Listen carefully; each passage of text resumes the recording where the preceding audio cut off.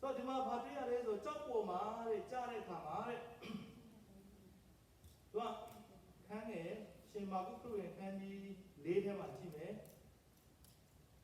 ကြောက်ပေါ်မှာကြားတယ်ဆိုတာတဲ့မြေသိမ်တော့ကြောင့်ချက်ချင်းပင်ပေါက်တော့လဲနေထွက်တော့ခါပူလောင်နေအမြင့်မဆွဲတော့ကြောင့်ညှိုးနှံပျက်စီးခြင်းလို့ရောက်တယ်အဲ့ဒါကိုရှင်လုကာခန်းကြီး၈ခန်းငယ်73မှာဘယ်လိုပြန်ပြောလဲဆိုတော့ကြောက်ပေါ်မှာရှိတဲ့သူဆိုတာဘယ်လိုလဲဆိုတော့တဲ့တရားစကားကိုကြား၍ဝမ်းမြောက်သောစိတ်နဲ့ခံယူတော်လဲစိတ်နှလုံး၌အမြင့်မဆွဲခဏသာယုံကြည်သဖြင့်စုံစမ်းနှောက်ချက်ခြင်းကိုခံရသောအခါဟောက်ပြန်သောသူကိုဆိုလိုသည်အဲ့လိုပြောတယ်ကျမ်းစာတော့ကြောက်ပေါ်မှာကြားတယ်ဆိုတာကနားထောင်တော့အရန်ကြိုက်တယ်နားထောင်တယ်နော်သူအားရပါရနားထောင်တယ်ယူကျွတ်ထဲမှာရှိကဆရာကျွန်တော်တို့သူကုန်သိတယ်ဘယ်ဆရာကဘယ်လိုဟောလဲဘယ်ဆရာကဘယ်လိုဟောလဲသူအကုန်သိတယ်နားထောင်တယ်အရန်နားထောင်တယ်နားထောင်တော့လည်းကြိုက်တယ်ပြီးလို့ရှိရင်အဲ့တရားဟောချက်တွေလည်းသူအကုန်မှတ်တယ်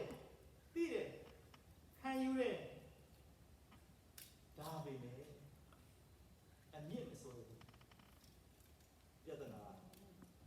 နော်အမြင့်မဆွဲဘူးဆိုတာဘာလဲဆိုတော့သူ့ရဲ့တက်တာထဲမှာဘာမှဆွဆွမြင်းမြင်းမရှိဘူးတော့အခက်ခဲလေးကြုံလာတာနဲ့ဒုက္ခလေးတွေ့လာတာနဲ့ခုနကတော့ခွန်အားရပါဆိုတဲ့နှုတ်ကပတ်တော်ကြီးဆရာရဲ့တရားဟောချက်တွေဘယ်ပြောက်ကုန်မလို့အကုန်ပြောက်ပြီမရှိတော့ဘူး